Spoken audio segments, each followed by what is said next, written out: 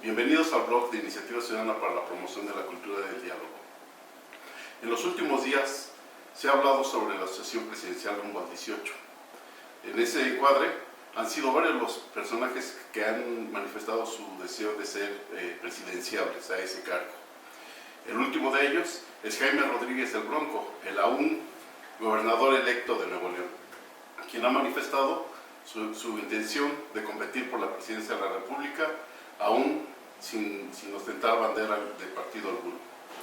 La invitación la ha extendido a Andrés Manuel López Obrador, quien en lo inmediato ya la negó. En esta pista de carreras podemos ver a otros personajes como Mario Fabio Beltrones, Andrés Manuel López Obrador, a Miguel Ángel Mancera, quienes también han expresado su deseo por competir por la presidencia de la República.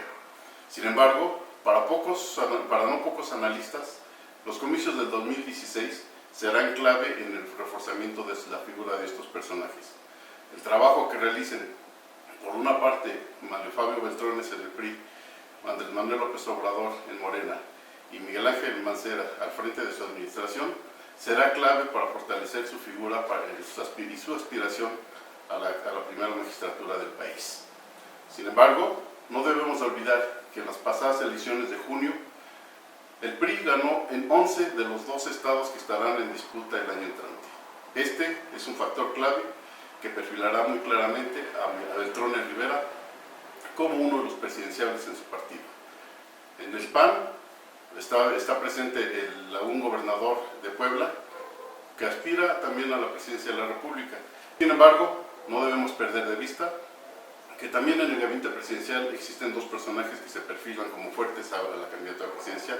Por un lado, Luis Videgaray, el actual secretario de Hacienda, y Miguel Ángel Osorio Chong, el titular de la SEGOV, a quienes muchos ven con posibilidades de ser presidenciables.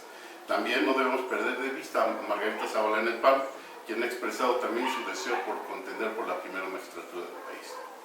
Otros personajes que han expresado su deseo de contender por la presidencia y lo han hecho de manera pública son el gobernador actual de Chiapas, Manuel Velasco, quien es militante del Partido Verde Ecologista Mexicano, y Graco Ramírez, gobernador de Morelos, que pertenece al PRD.